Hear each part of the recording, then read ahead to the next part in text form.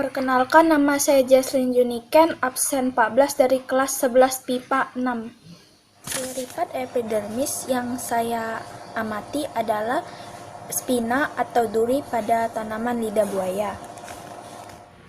Spinanya terletak di setiap pinggir daun lidah buaya.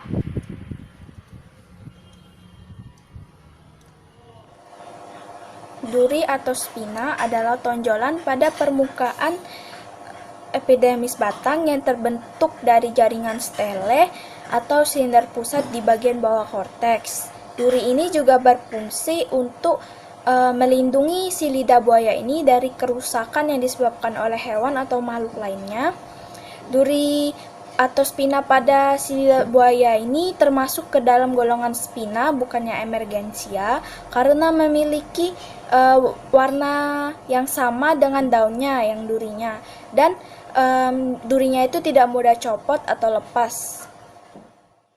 Saya Natalia Lais dari kelas 11 MIPA 6 dari kelompok 3. Hari ini saya akan menjelaskan tentang trikoma bunga mawar. Mari kita simak, mari kita mengenal dulu apa yang dinamakan dengan trikoma. Pada epidermis sering terdapat alat tambahan, baik unisel maupun multisel, yaitu trikoma yang memiliki struktur yang lebih padat seperti tonjolan, kelenjar maupun duri. Umumnya, trikoma yang terdapat pada akar disebut rambut akar yang berfungsi untuk menyerap air dan garam di dalam tanah. Banyak disukai oleh hewan-hewan dan manusia. Maka dari itu, fungsi dari duri yang terdapat pada batang mawar adalah untuk mengurangi kerusakan mekanis yang terjadi pada bunga mawar apabila dicabut oleh manusia. Oke, perkenalkan, nama saya Arnold Pigan Krisandi. Saya absen 3 dan saya berasal dari kelas 11 MIPA 6. Jadi, saya akan menjelaskan mengenai salah satu contoh dari modifikasi jaringan epidermis. Saya memilih tanaman tebu. Ini adalah batang tebu, sudah saya potong. Mengapa saya memilih tanaman ini? Karena batang tebu sendiri itu memiliki sel silika dan sel gabus. Apa itu sel silika dan sel gabus?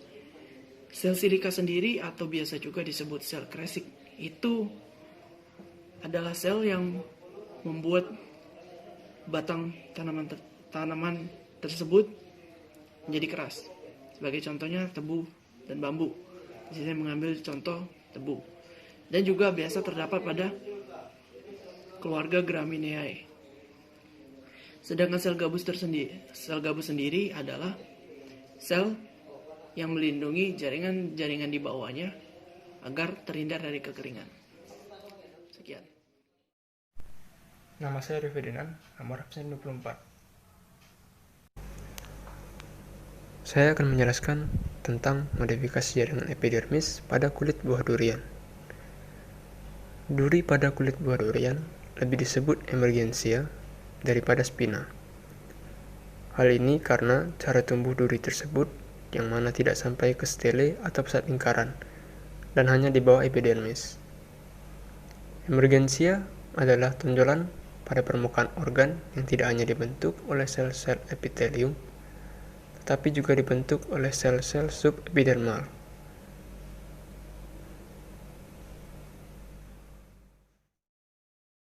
Salam, perkenalkan, nama saya Kevin Antoni Santo, kelas 11 MIPA 6, nomor absen 16. Saya akan membahas tentang modifikasi epidermis pada daun bawang, yaitu rambut akar dan trikoma. Rambut akar adalah bulu-bulu atau rambut berbentuk serabut halus pada akar tumbuhan. Biasanya berukuran kecil dan terdapat pada sisi-sisi akar utama atau percabangan akar. Rambut akar merupakan perluasan permukaan dari lapisan epidermis akar yang berfungsi untuk mengoptimalkan penyerapan air dan mineral hara. Fungsi rambut akar pada daun bawang yaitu memperluas bidang penyerapan air dan hara dari tanah. Dari kelas 11 IPA 6 absen 7. Kali ini saya akan membahas tentang tanaman. Jaringan epidermis adalah jaringan yang tersusun dari lapisan sel-sel yang menutupi permukaan organ tumbuhan. Macam-macam modifikasi epidermis adalah stomata, trikoma, emergensia, spina, sel kipas, silika, filamen, dan litokis.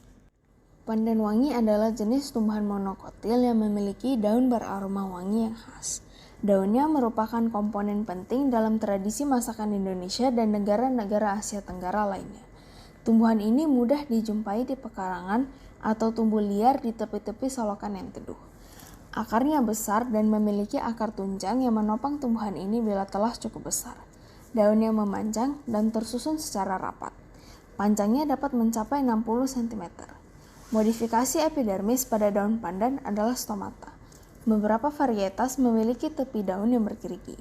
Daun pandan dipercaya mampu menjadi obat untuk berbagai penyakit seperti lemah saraf, tidak nafsu makan, pegal linu, rematik, rambut rontok, dan ketumbe.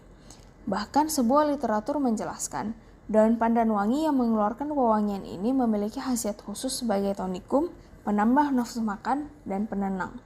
Karena daun pandan memiliki kandungan kimia alkaloid, saponin, flavoida, tanin, polifenol, dan zat warna.